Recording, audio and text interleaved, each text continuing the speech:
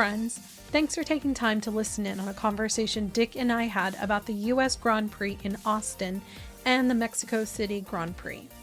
We were a man down, but still managed to cover a lot of ground when it came to this month's races. Hope you enjoy our conversation. It has been a month since we have talked about racing.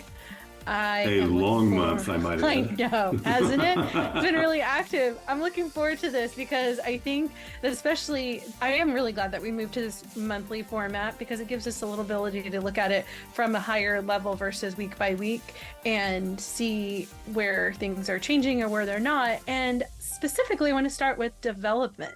At this point in the season, are any development efforts really happening for this year, or is it really happening for next year?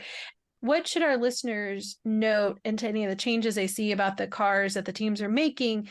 Is that really a result of improvements that they're trying to make that gives us a glimpse into what the cars are today or for the rest of the season or for next year? So I don't know if that really, I hope that makes sense what I'm asking. Absolutely. Yeah, no, I mean, very complex question, and there's lots of answers. And I think it's almost on a team by team basis. Are you surprised by that? No. Are you surprised by that? No, I'm not surprised at all.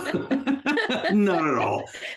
And of course, I'm sure you're not surprised because my brain's going in about 7 different directions right now. But, if you think about it, like, okay, here's Ferrari. They've suddenly taken a turn of form. And I think that some of that can be attributed to just the confidence boost of winning in Singapore. I mean, think about it. They're the only team to have beaten Red Bull this year. Mm-hmm. They're the only ones. And so when you consider how dominant Red Bull has been, specifically with Red Bull driven by Max Verstappen, for Red Bull to go and be defeated by Ferrari, the bells were ringing in Maranello. I mean, that's all there is to it. And so there was that boost that was given not only to the race team, but the folks working back in the factory. But having said all that, top speed is top speed, better tire deg is better tire deg, all those kinds of good things. So Ferrari has definitely made some improvements to the car that actually work. Now, Ferrari is going to be Ferrari, and they will find a new way to shoot themselves in the foot, and it'll be really entertaining, but I don't think there's any question, but they have taken a step forward. On the other hand, you take a look at a McLaren, for example, they've made wholesale updates really starting at Austria. And it seems like just about every other race, they were bringing in some pretty big package changes that work. They have a wind tunnel that correlates very well with what's going on the track. And so, they've made those changes. Now, they get to October, though, and they've just been making some small updates because clearly, I think they're getting to the end of the development path. They're turning their attention to the 2024 car, all those kinds of things. But at the end of the day, I think it's safe to say that that's the second fastest car on the track. And it really makes you wonder what would have happened if they'd gotten the car right at the beginning of the year and had been able to develop it. I don't know it's possible that Red Bull would not have had as easy a time of it because that freaking McLaren is quick now. And both Oscar and Lando are getting a lot out of it. I want to jump in really quick and say, sure. When I look at where McLaren is right now, it gets me very excited for next year. Absolutely. Based off of what you just said and with the 2 drivers. Like, it is clear Lando is feeling very confident in that car, and Oscar this year has shown so much growth and comfort inside of that car. Yep. So I cannot wait till the new season starts up and those guys really push. Yep. Yeah. Assuming that they don't, blow it during the off season, like they did last year. So hopefully they've learned their lesson or Nick, lessons. I was trying to have some level of hope, some level of, you just put a pin in that balloon. I can hear the gas going out. No. Yeah. Let me have the hope, at least for the rest of the year. I am a jaded and cynical racer. Let's just leave it at that. So true. But I'm sorry, I interrupted you. Aston Martin? Aston Martin. So yeah, those guys, there's been 2 things that's happened with those guys. First of all, they were basically told, hey, you can't run that front wing that you started the season with. And it wasn't that the wing was illegal, but it was sort of outside the spirit and intent of the rules. And we've kind of talked about that in the past. So being a good citizen, Aston Martin produces a new front wing that just isn't as good. And they started losing their competitiveness. And then they go to Canada, introduce an upgrade package that seemed to work very well. Remember, Alonso finished second and was actually quite upset that he was told to lift and coast through the corners because they were worried about fuel burn. Would he be able to make it to the end of the race and those kinds of things? With the exception of a Zandvoort, I mean, they haven't exactly set the world on fire since then. And they've made, upgrades that didn't work. And so if you notice, they're kind of going back and more to a more standard configuration of what they started the season with. And they're starting to find their competitiveness again. So this is a situation where you have to wonder about, okay, how's the correlation, between the real world and what they saw in the wind tunnel? Makes you kind of wonder, hey, have where are you missing this, right? The other piece is that Aston Martin has basically come out and said, yeah, we're not developing this car anymore, because in a separate interview, Dan Fallows, who's their technical director, Dan basically says, he just stepped up and said, hey, look, there are some fundamental design issues with this car that's going to prevent us from going in and doing anything else this year. We're just going to have to fix those issues on the 2024 car. So I really believe that anything else that any of these teams are doing, it's really more around not so much new pieces, but how do you optimize what do we have right now? What can we learn, with setup and those kinds of things. I think that's probably where if any gains are going to be made, it's really going to be just refining the setup, because let's face it, a Formula One car, very complicated, and it's a little bit like a big Rubik's Cube. You affect it in one area and it, has a trickle down effect throughout the rest of the car. Yeah. And I mean, this again, we've talked about this in the past, the pace of the calendar does not allow for a lot of, of that kind of efforts in various configurations. Yeah. I do think I'm really hopeful for them. I think maybe it's rubbed off from you over the year, like this hopefulness for Aston. And I keep putting my pin of hope on their wind tunnel next year coming online, thinking, okay, maybe that'll help them out. So then that leads me to my next question. Again, another development question is it feasible? Is it what these teams are attempting to do of catching up to Red Bull, or is it really a significant lead that it's a done deal? They know that, and it's all about, as you said, optimizing what they have now to get to the best prize that they can get to, the most amount of wind tunnel. Is that really what you would say they're focused on? Yeah, I don't see the gap is still big enough from Red Bull to anybody else that I just don't see them being caught this year, either because full attention has been turned to the 2024 car now, taking lessons learned from this year and applying it. And I think the bigger question is, how much more can Red Bull squeeze out of their 2024 car versus what the other teams can do? That's good. Right? Because that's really good. If the Red Bull's at 97% and the Aston Martin's at 90%, there's more room for the Aston Martin to gain on the Red Bull. Whereas the margins of improvement that Red Bull can get are becoming thinner and thinner, and they have less wind tunnel time than anybody else. They have less time with the CFD or computational fluid dynamics, right?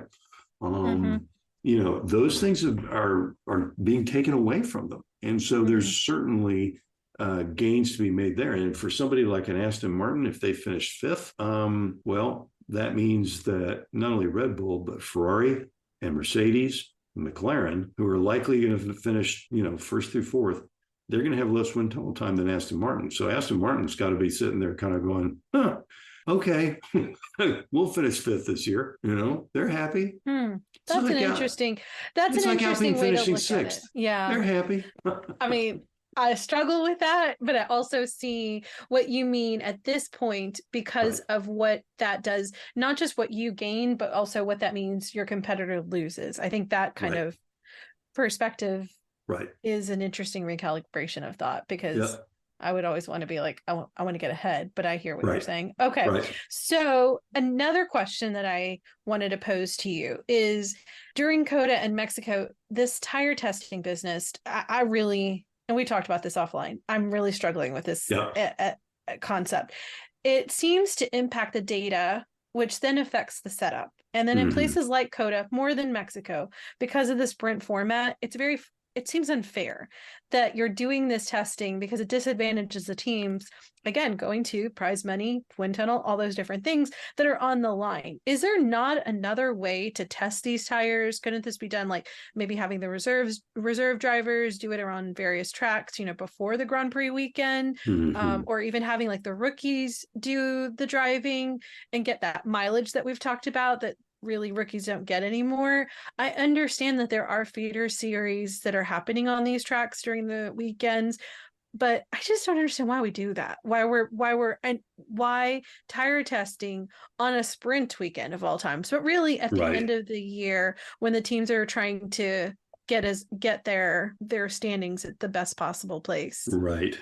Yeah, no, I mean, it's a legit question, a legit concern. Honestly, it doesn't make sense to me. I mean, just have some designated times to do tire testing.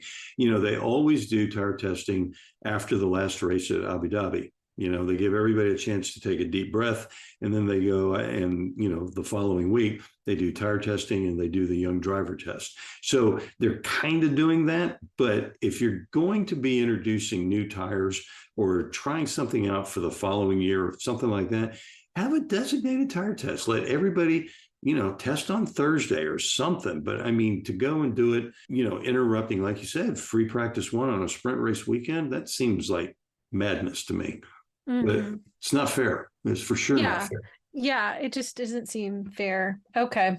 Well, at least you've confirmed that I'm not totally out of my mind. No, I'm the you're not. solo person over here. No. Okay, so then let's switch over and look at a different thing. Max, he's Mm-hmm. won the championship, right? Yep. There's no No question. question about that. Yeah. I mean, we'll talk about some official calls that are changing after a race is over, but hopefully Right. there's been enough time, all the litigation that could have been happening. Nobody's questioning it because it was kind of a done deal even before.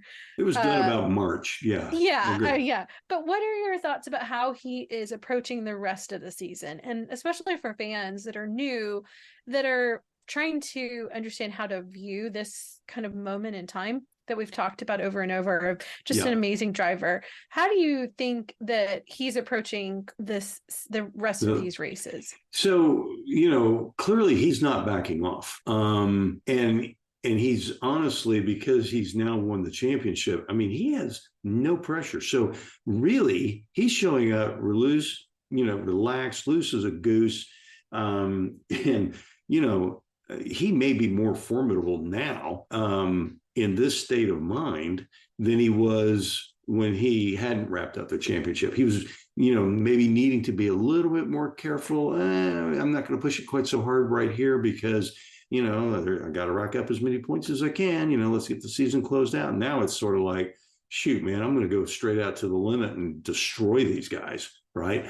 And he's relaxed and loose enough that he may actually do that.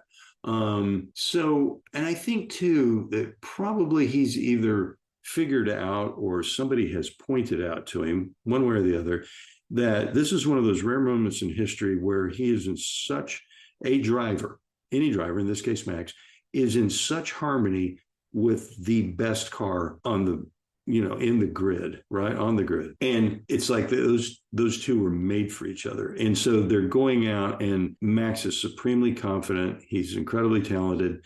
The car is technologically better than anything out there. And oh, by the way, Max is completely at home in this car. And so I think he's sitting here saying to himself, I may never get a chance to be in this position again. I'm going to go and I'm going to grab this car by the scruff of the neck, and I am going to freaking drive this thing, and I'm going to enjoy myself because I've already wrapped up the championship. I'm just going to really enjoy these last few races. Catch me if you can. I really like that. And as you were saying that, I just kept thinking of the bliss that that's got to be for someone who has worked as hard as he has, Yep. endured as much as he has, to Yep. find himself in that position. That's probably the dream of every racer, Yep. right? To Yep. be in that position. Sabrina, there's It's very poetic. yeah, well, there's a photo taken, I want to say it was in about 1965, of Jim Clark. And of course, this was in the days of open face helmets, right? They had an open helmet, they wore goggles, and that was it. And I want to say it was at Belgium.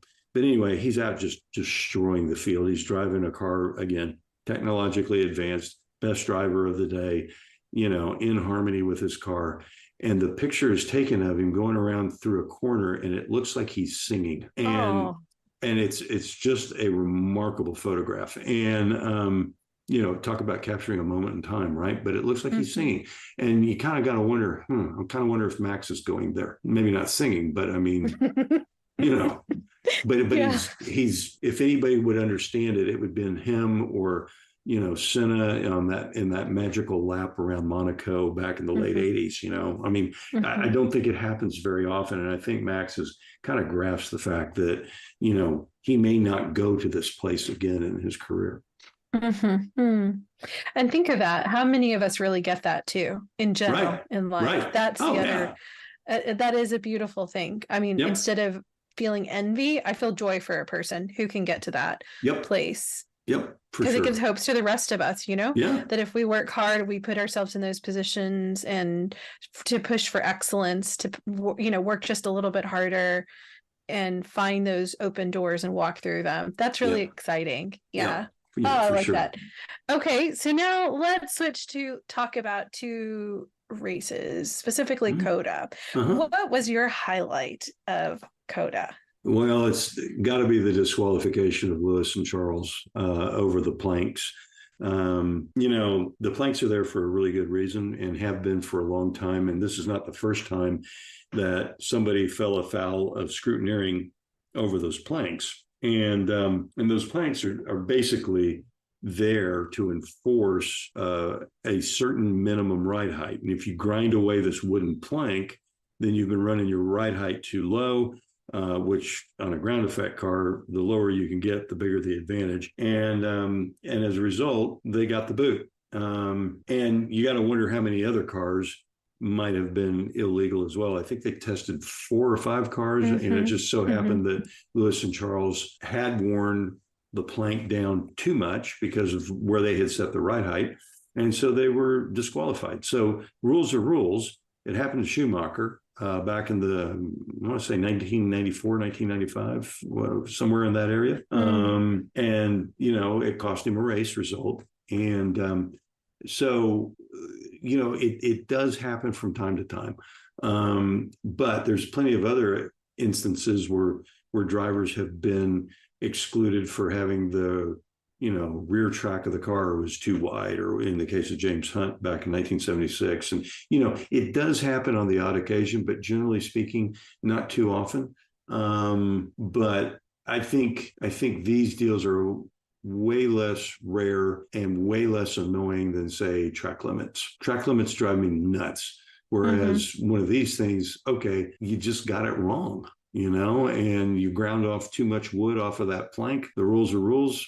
You're out, I mean, it's easy enough. Whereas the track limits things, at some of these tracks, man, it's just ridiculous. So, I mean, I hear you. And we did talk about this offline with John too. Yeah. Right. And I'm struggling because it was 4 out of 20.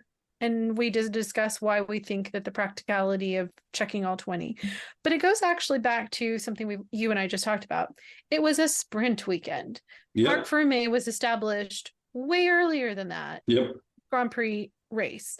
And I just feel like I think the thing that I struggle with is that how would they have been able to correct the problem? How would they have been able to have fixed the problem over the course of that? Like, even if they had, if they had somehow known, wouldn't they have then been breaking Parc Fermé and hit another infraction of the rules? Well, yeah, and you can also think of it this way too, is that instead of doing a Grand Prix distance and checking the plank. They actually did the distance of a sprint race and a full Grand Prix distance and then checked the plank.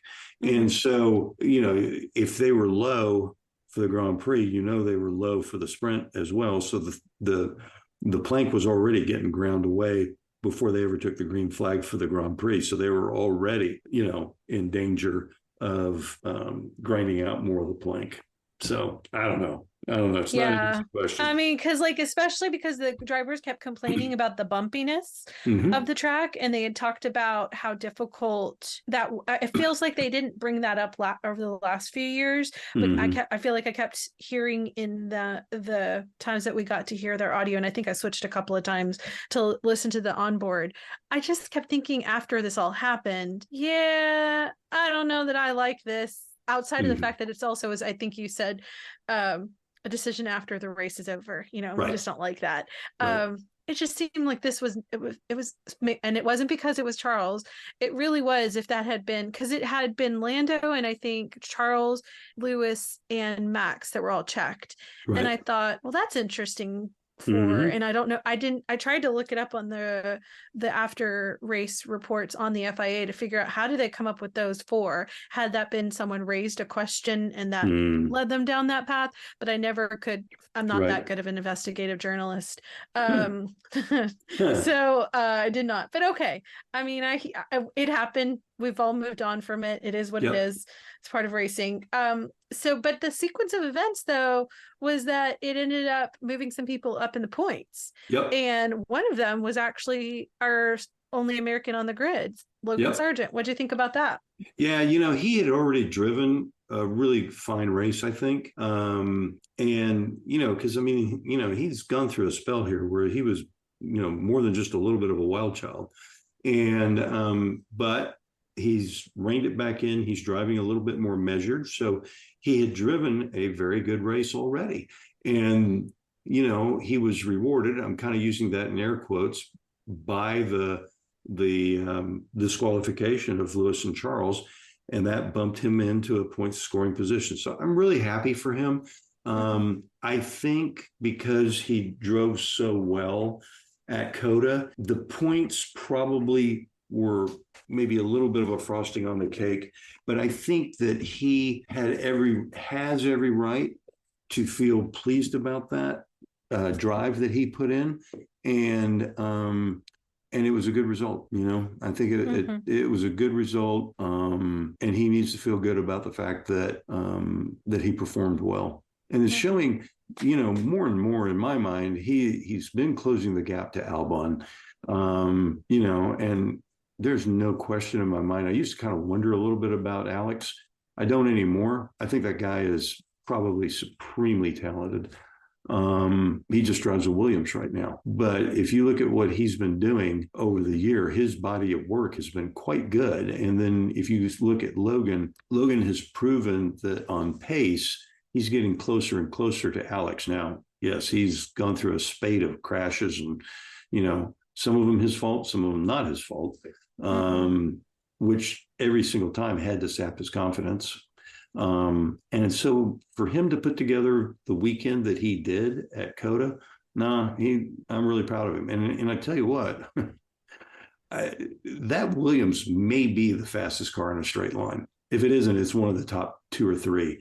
And they get to Vegas, if you look at the straightaways that track has, holy smokes, that car could be really fast and show really well in Vegas, which might mean that, our boy Logan might score some more points, which would be pretty seriously cool. Yeah. I think if they can deal with some of the other issues that have been plaguing him, both him and the team, I'm still cautiously optimistic. I don't like comparing him to the other rookie on the grid because I feel like their experiences and how they've landed on the grid are very different, and their exposure or like their track record is just enough that we should really see them in isolate. I'm hopeful for him. I do think COTA was a really good race for him, as you pointed out, like that his good driving did put him in the position that when those 2 disqualifications came, he was up there to be able to get it. I mean, in other races, we know he's been way bottom of the grid, that wouldn't have made any difference to him. So we have to at least acknowledge that he was up there. And I do think that's interesting because of the fact that it is a US track.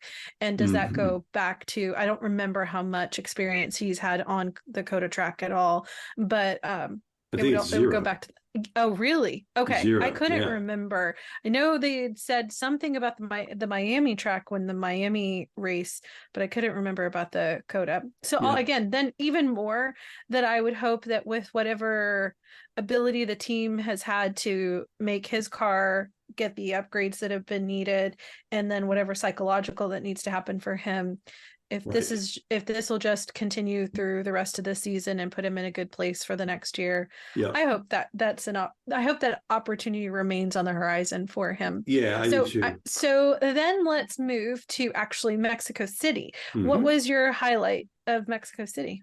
Well, I was really proud of Checo. He made a very opportunistic move at the start of the race.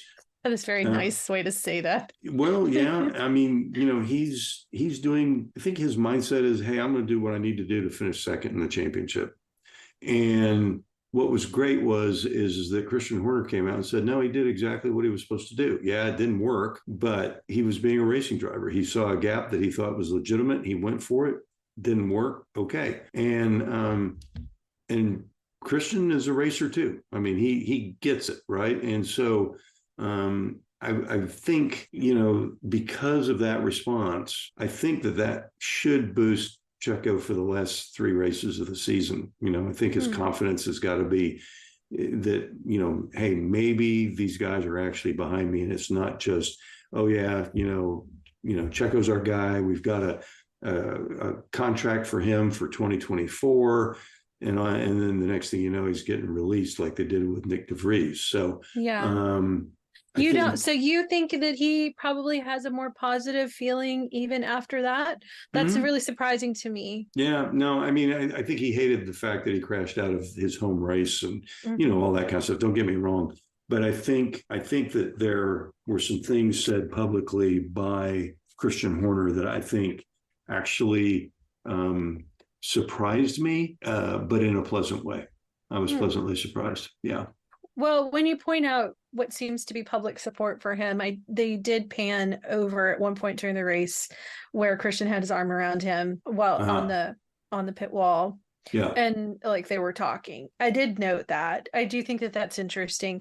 Yeah. I just wonder, with all the pressure and all the back and forth and what seems like the Red Bull drama, how much that has to be wearing on him. I do like the fact that you pointed out that as a racer, he was going to go for it. Like that's kind of like built into the DNA of a racer. Yeah. I watched it and I was like, what are you doing? Why are you doing this?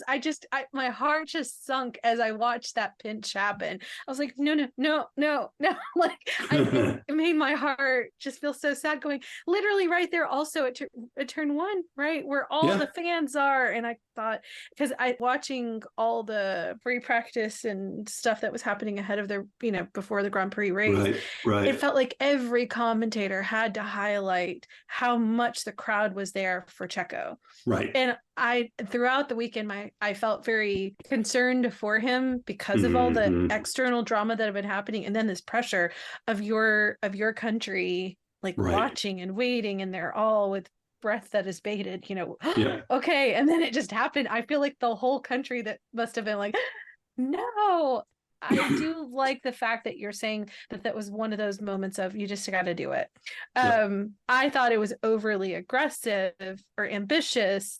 I would have liked to have seen him turn through that corner and gone through the rest of the race and done an amazing overtake somewhere else and give them that joy that, but to be taken out so quickly, it just felt so deflating. But I like the way that you bring up that what was not said about him by Red Bull. And as you know, like my world that I work in, I often tell people just as important as what you see in the headlines is what you don't see, like the conversations that could have been worse. So I like that you pointed that out here, that it wasn't like Christian came out and was like, well, we're very disappointed, or even like Marco came out and said something. It was silence and then it was a very public statement, which feels very different, hopefully, than anything that was related to Nick DeVries. Right. No quite underpinnings of like, we're really looking. But it does not mean that that Red Bull seat isn't a question that still hangs on that team, Sure. because we know they are so different than most teams of how they handle these driver pairings. There's that uncertainty. So what are your thoughts about the Danny Rick and Checo question as to that second seat? You know, it's so hard to say, because Daniel in the AlphaTauri has had some races where he was like seriously impressive. And then there's been some others where he's just not been, I mean, he's like, he's on the track because you see him on the timing and scoring, but that's about all and I don't know if that's a result of, a particular track suiting that particular car, or they missed on the setup, or what was it, right? We just don't know. There's no question, you watch some of the stuff that Danny has done this year. The guy is such a racer, right? And I mean, he's still one of the best overtakers in the business. I mean, I don't think there's any question about that. Should he go to Red Bull? Yeah, maybe. My prediction is that he's probably going to stay at AlphaTauri for this coming season. But if Checo were to really, really struggle next year, I could see him being replaced by Danny. I don't think a Liam Lawson, certainly not a Yuki. I just don't see either of those two guys filling that seat. I think it's either you put Daniel in that car or you leave Checo in. I don't think there's really any other options. I think, Danny has certainly shown some flashes of his old self. And as he heals from his time at McLaren, he's probably going to get just stronger and stronger. And at some stage, it's going to be too hard to ignore. But I think in the really, really, really near term, I think probably Checo will stay in the car, in the Red Bull, at least, to the early part of next year. All he needs is a couple of good results, really, and some bad results by the Mercedes guys, and he's going to lock down P2 in the championship. And, it's pretty hard to fire a guy who's done pretty much everything that you have asked him to do. The only thing is that Red Bull may want to have somebody that's going to challenge Max. But you know what? If they're finishing first and second in the drivers' championships and they're winning the constructors' championship, at the end of the day, it's kind of like, yeah, who cares? I don't know. Well, that's interesting. No, I don't think it's a long answer. I think that that's a very interesting analysis. I do think that I like how you pointed out Danny getting healing from being at McLaren. Yeah. I do think that that's definitely, you can see that just like on his demeanor. Yep. And it's got to be good to go back into, as hard as it might have been to his ego in one sense, to go back into the Red Bull AlphaTauri world. There's also a level of comfort and being the better or more experienced, I guess, driver of the two, versus having always been kind of the number two before he left, and then trying to be number one in another team and it so not working. Right? Like so not working. So that's interesting to me. And then would he, after that kind of confidence boost, be willing to come back in and know how to properly do a challenge to Max where it doesn't? Because if I were in Christian's seat, I would be like, I don't want to disrupt the goose. Like the goose is laying the eggs. Like, let's not mess that up too much. You don't want that repeat. But then, as you noted, Checo coming in and doing everything, if he can get that second place standing, I think that does secure him. But what I am intrigued the most by what you said is that you don't see Liam coming into that second seat. Like that's not really an option in your mind. Yeah, that's so fascinating to me. Yeah, he needs to get a full season at AlphaTauri and get. Why do you say that? Well, there's a lot of tracks that he's not seen. He needs to, I think, be fully assimilated into the whole F1 thing before being thrown into the pressure cooker of being, a Red Bull driver. I mean, you look at what happened to Gasly and you look at what happened to Albon. Both of those guys were ultimately destroyed by the pressure of being on the team. It's a little bit like being the quarterback of the Dallas Cowboys. I mean, it's just seriously visible, and it's seriously high pressure, and not necessarily where you want to throw a rookie. Mm-hmm. Yeah, I could see that. I can see that, especially what we know of also just some of the well, I'm not saying we know internally, personally, Right. but what we've been able to garner from the news Right. about the internal dynamics of the Red Bull world. Yeah. Yeah, I could see what you're saying. Like, I'm conflicted because I was really impressed by him Oh, when he's he was very driving. good. He's And very so good. Yep. I feel like if he could get into that car and really get some of that mileage in, but I hear you, like the AlphaTauri might be the better option. Yep. Because nobody Okay. expects you to do anything in an AlphaTauri. Yeah. That's the thing. If you're in Yeah. a Red Bull, you better be close to max. Yeah, Maybe, that's true. right? That's true. Yeah. That is, yeah, your first first competitor is your teammate. Yeah, Yep. that adage. That is true. Okay, well, so let's look at a rookie though. At this, who has come in kind of well. We talked about Sargent, but as I said, I don't like to compare him with Piastri. What do you think about what he's been doing? How he's been racing? So that guy's impressive, isn't he? I mean, Mm-hmm. I think we're looking at a new superstar coming up. He may be the next generation. He was certainly worth the legal fight that McLaren had to engage in to wrest him away from Alpine. He clearly is listening to Mark Webber. He started the season off where we were all kind of like, oh, okay, well, whatever, one of those kind of deals. And now, he's given Lando everything Lando can handle. And we all know Lando is good. So I think, I don't know, could we make the argument that maybe McLaren has the strongest driver pairing out there? I don't know. I don't know about that. Well, I don't will know. say I did think that Oscar was playing it right from the beginning. I think I said it in one of the early episodes, and both of you were kind of silent. And I remember thinking they think I'm totally off right now. But I was like, he's doing a slow burn. Yep. And he's playing the cards the way I would have played it, which is if you've come in and all this fanfare has been brought for you, I'd be wanting to make sure I don't make a misstep and I just kind of learn the lay of the land before I go. Yep. And I do think Mark Webber being his manager is probably one of the best decisions that kid's made of how to navigate this F1 field.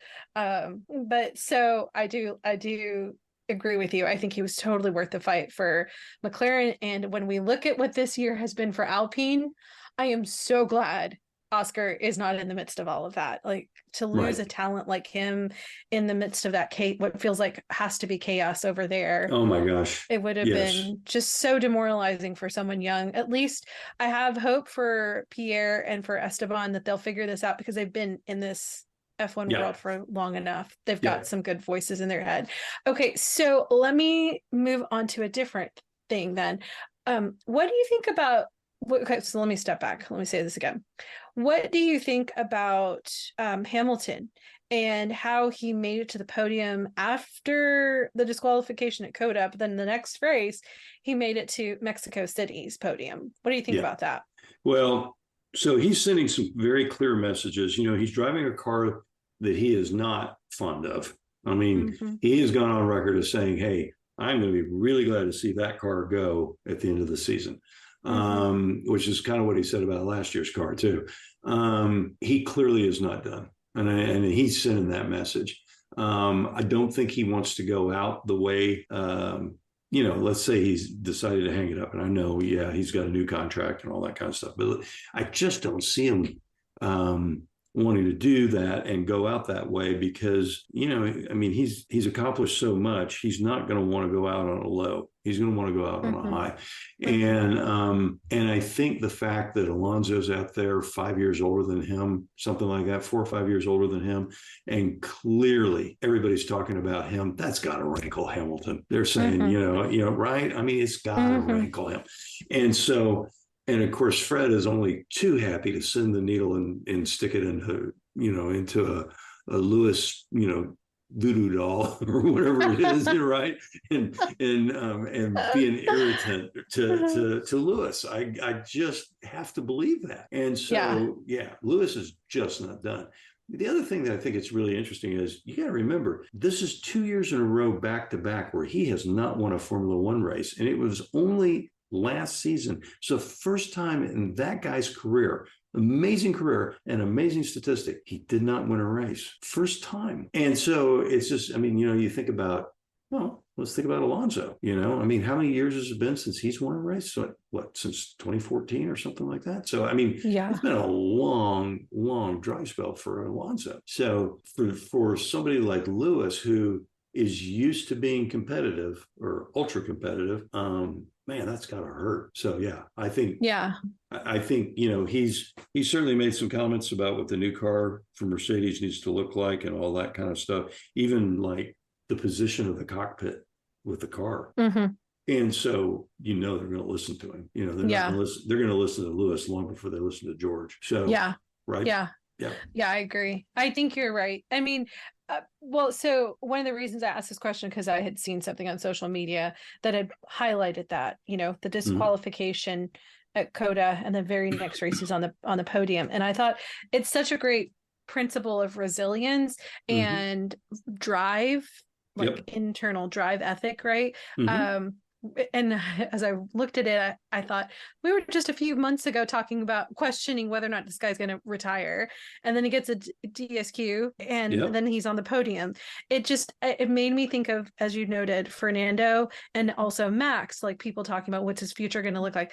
I think that one of the things that has most impressed me about all of you who are racers, and especially these three guys who are champions, is this desire to keep pushing, and proving to, not necessarily to others, but to yourself, whatever it is that needs to be answered. It's kind of, it's one of the many things that inspires me about watching that push, that determination, because, for many, or all of us, we all go through challenges. Life is not always sitting on top of the mountain, but when you go in through a valley, you got to keep going through, and there's no guarantee that you're going to get to a mountain, but the hope is that you will, and that you won't be always in a valley or go through desert seasons. And so even the way that see, you got me calling him Fred too now. Fernando. I've been doing that the other day. I said something, I was like, oh, look, Fred. And then my friend was like, you mean Fernando? I was like, oh, Dick. He's got me calling him Fred now. But even Fernando, like this whole not knowing where Aston could get, go, because the hope is that they will go, but he's still pushing through. And I really respect and admire that. So moving on to close out really Mexico City. Altitude. It seems like this year, more than any year, this altitude business really affected the cars. And as I watched every session, I went, golly, they're struggling with this. So can you help us as non-racers, and definitely non-science people like me, understand why this factor affects the cars so dramatically? Sure.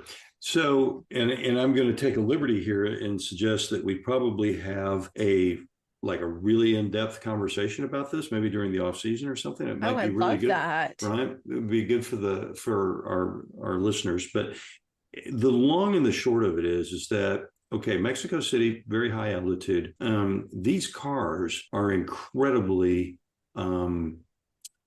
sensitive to ride height. And so because they make downforce based on the actual air that's flowing underneath the car, right? And we can get into Bernoulli's principle and all this kind of jazz, but basically they're creating a vacuum underneath the car, and the lower you run the car, much like we talked about with the planks, the more downforce you create. Well, the problem is that when you get up to those kinds of altitudes, what happens? The air is thinner, the atmospheric pressure goes down. So guess what? You're not producing as much grip. So now you have a change in ride height of, a couple thousandths of an inch, and the drivers are going to feel them, and you're going to see it on the timing and scoring. The other thing that you have to remember is that there's going to be cars that maybe have a longer wheelbase, like the Mercedes over the Red Bull.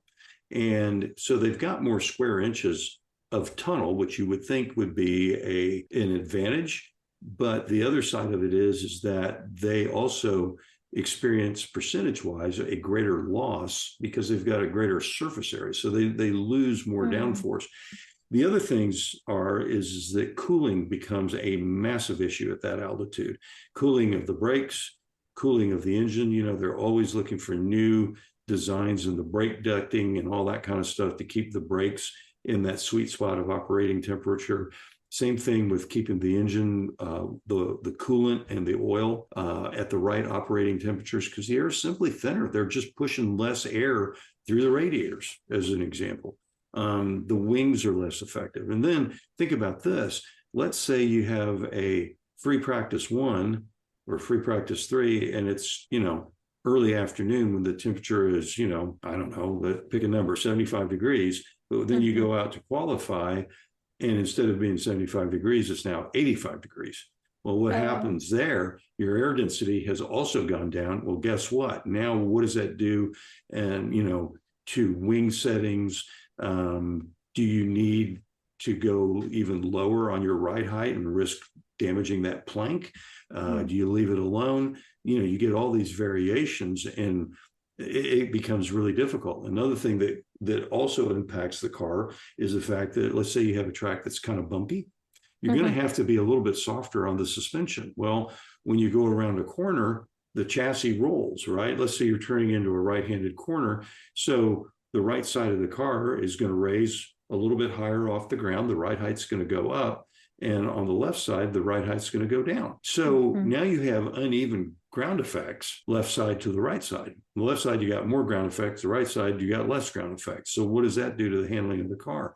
And so if your car isn't particularly good over the bumps, well, then you've got to either soften the springs, or you've got to go up in ride height, one or the other, or maybe both. And if you go up in ride height, you're also killing your downforce. So it becomes really, really complex in a hurry. And it's like I said earlier in this conversation, these race cars are a giant Rubik's Cube, and you make one change one place, and it affects everything else downstream. Wow. Okay.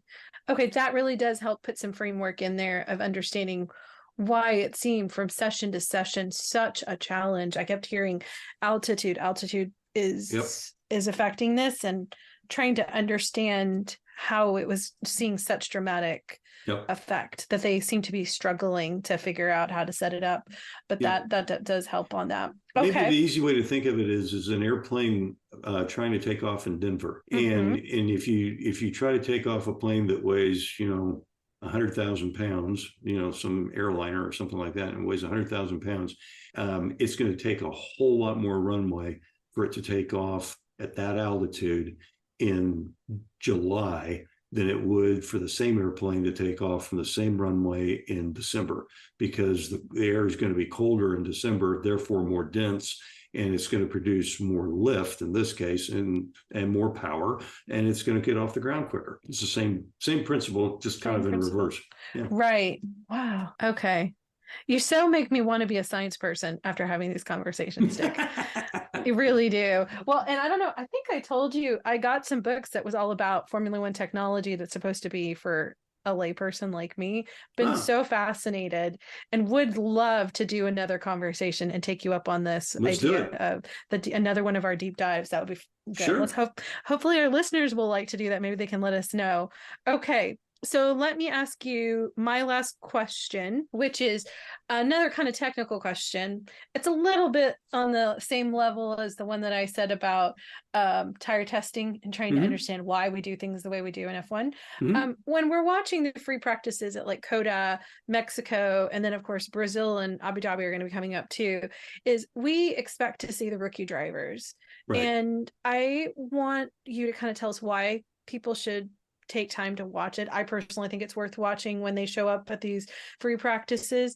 And what should they be keeping in mind for these drivers as you're watching them, especially with all this discussion that's been happening recently about people losing, you don't see my air quotes, but losing interest in Formula One. Do you believe that free practices at this point in the season help us to see the horizon of these racers that we should be watching? I'm going to give you my answer before I give you the opportunity to answer. I feel like it's an amazing opportunity to see these kids get in those cars and how they respond to it. I watched a couple of the team's social medias where they showed how the team is working ahead of that free practice session with that driver to prepare them for that moment.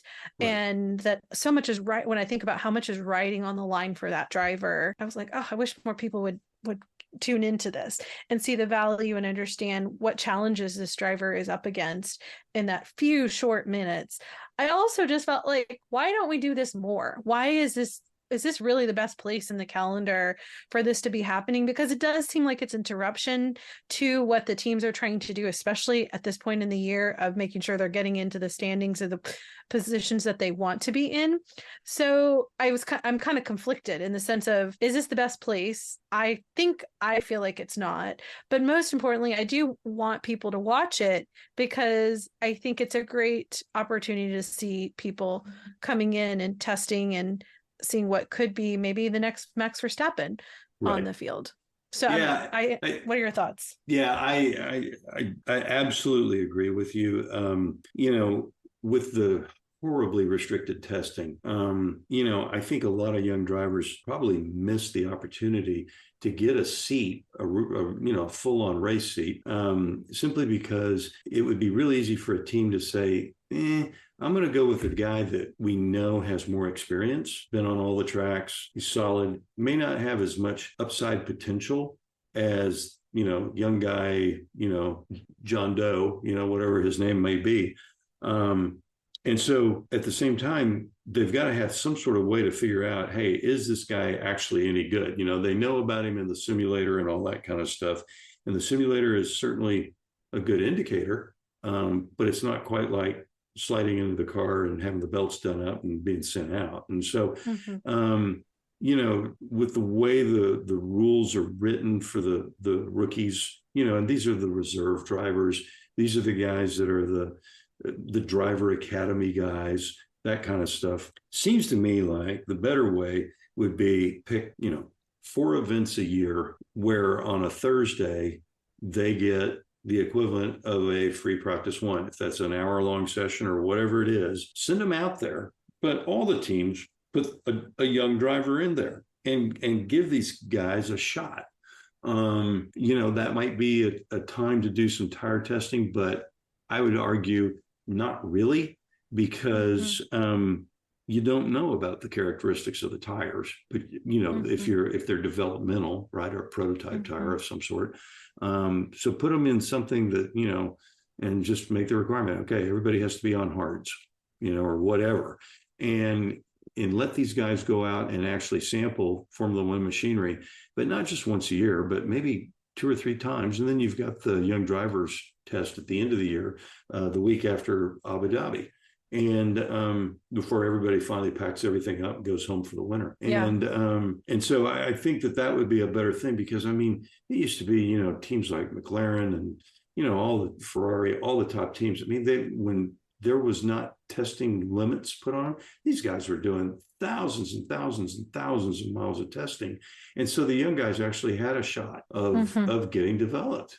But, at the same time, those same testing restrictions make a guy like Lewis Hamilton, Fernando Alonso, Nico Hulkenberg, the guys that are older, who are still demonstrably quick, they become way more attractive than, say, somebody like a Logan Sargent, who just doesn't have the experience, and ultimately Logan may turn out to be some guy that's actually pretty darn quick. By definition, he already is, but but comparatively, he just doesn't have enough mileage. Can you remind me, when did the testing limits come into play? When did that restrictions do? It's more than 10 years, right? Right. Oh yeah, it's been more than 10 years, and of course they're saying, well, we'll evaluate the drivers in the there's in the simulators, which is great. The simulators have gotten to be amazingly realistic. But you go and you screw up a corner, and all you do is you reset the computer and start again. Whereas when you're in the real thing, you screw up a corner, it's probably going to hurt. Right. Right. I must have an old school mindset without realizing it, because it just feels like there's nothing nothing can truly be the equivalent of being out there on that track and trying that car out. As much as I'm a proponent of technology and sims and all of that, I do believe in that. I think it's an additional tool, but I I don't know. I feel like we're doing a disservice to the longevity of the sport and the development of these drivers, especially as we've also ratcheted up the expectations on these drivers on things that have nothing to do with driving. Yep. And it goes back to what you were saying about Liam and just the pressure. I think it was something I was watching it was some game again on social media. These drivers are having to do stuff. And I understand why the marketing team wants this, but I thought to myself, would anybody ever see James Hunt doing this? No. There's no way. There's no way. And that's the stuff that I think many of us who look at the driving are so intrigued by. Is this and like you wouldn't see Jim Clark doing that? Like we're talking about the bliss that he had on his face when you took that picture. And I think that's what resonates with humans when we watch it, is someone just hitting that peak and driving. And so, but how do you get there? That they did a lot of driving to make that happen. And so I feel bad in that sense of what could, with all the different things that we've added into the sport, I wonder if it's diluting the very thing that drives us or draws us into watch, and that we're unintentionally losing the beauty of it and the thing that is so cool about it. But it's not like the FIA listens to the two of us. But there are people listening. Yeah, as a purist, everything you're saying, absolutely correct. I'm really not so interested in these guys' social media posts and all that kind of stuff. I just want to know, hey, are you quick? Do you win? Yeah. But then the flip side is, as John has brought up more than once, is that it's also a marketing exercise, right? Absolutely. And so that's where I am like, oh, I do like seeing the guys, do funny things and all that, or when they show us their newest watch or shoes or things. Not that I'm necessarily going to go buy any of that, but I understand it's part of the process of, and that kind of ties into one of our recent episodes about how teams make money. I get it. It's all part of the industry. I just hope that it doesn't swing too far to one side or the other. But I like your idea of a Thursday free practice session. So I think those are all my specific questions that I had. The only one that I would probably throw in after saying my last question was the other one is, if I'm a new fan, what should I be keeping in mind regarding these races, Dick? Yeah, I think it's just that the midfield battle continues to rage. It's alive and well. And even though these guys they're done developing the cars, or so they say, I expect full out warfare for the next three races for everybody that has a name like Ferrari, McLaren, Mercedes, and Aston Martin. I think it's going to be fascinating to see, especially given that at one of the remaining races, nobody actually knows how this place is going to race, and that's Las Vegas. Oh, that's a good point. Oh, I like that. Actually, I hadn't thought about that. But then you were just there. And you saw it. Do you want to share any insights as to? Yeah, I mean, I found myself driving on part of the track. Man, they have spent so much money. I mean, getting those streets ready to go and all that. I mean, it's a lot of money. But the track is absolutely billiard table smooth, from what I can tell. There are lots of space where there are no grandstands, but where there are grandstands, the grandstands are massive. It goes right by the Sphere, which is the craziest thing I have ever seen in my life. That is unfreaking believable. I don't know any other way to put it. When I was there, they literally had the Sphere done up as a pumpkin, and a Halloween pumpkin. Yeah, and it would change, and right while you're watching it, it's like, this is crazy. It's an amazing, that building is a pretty amazing piece of technology, but that's going to add to the spectacle. The lighting system is seriously impressive, what they've done with that and the way they're doing it. And of course the garage area and everything, it's like $250 million, I think it is. So, again, I think Max said it right. We're not there for the race. We're there for the spectacle. I want to hope that he's wrong, because it does look like there's some areas where overtaking will be possible. And the track is 3.8 miles long. I mean, it's like, that's a long track. It's not like going to Monaco or something like that. And the streets are wide, and that blast down the Vegas Strip past the Bellagio fountains is going to be at night absolutely spectacular. I just hope the racing is good. And I'm like Max, let's wait and see. But people are going to talk about this thing. That's for sure. Yeah. Yeah. Well, they're definitely talking about it now. It'll be interesting to see. I don't know that I'm necessarily cautiously optimistic. I'm still on the fence. I'm not excited that it's a midnight showing for us. Like, I feel like I'm okay with doing that when it's on the other side of the globe. But I was like, really? Midnight, and it's just a time zone away. I have to stay up, but I understand that's the allure of it. Do you think comparatively to like Singapore, it could rival it a little bit? It's going to have to, right? Because if it's not as good as Singapore, I think people are just going to kind of go, Yeah, it's going to have to be as good as Singapore, which, Singapore has its flaws too. But I mean, for sure, the drivers, I don't think it's going to be, the temperatures aren't going to be as high. And certainly, it's in the middle of the desert. So I think hydrating the drivers is going to be the bigger issue as opposed to the temperatures. Because, certainly Singapore is also a hydration race for the drivers. But a different way. Yeah. Very different way. Yeah, for sure. Do you think it's did it seem like it was as narrow as what it seems like at Singapore, like such a tiny? Yeah, no, I would say the track was probably, what I saw was probably 50 to 60 feet wide, so it's plenty wide. Okay. Yeah. And you said some good straightaways. Oh my gosh, the one going down the Vegas Strip, I don't know how long that thing must be, but it felt like it was a mile long. That's huge. Oh. It's like Baku. Oh. Okay. These guys are going to be flying down that street. Yeah. I hope the people that go there will actually watch and enjoy the race and not just be taking pictures the whole time. Yeah. Again, maybe because I apparently have come more on the racing purist side, even not as a veteran like you and John.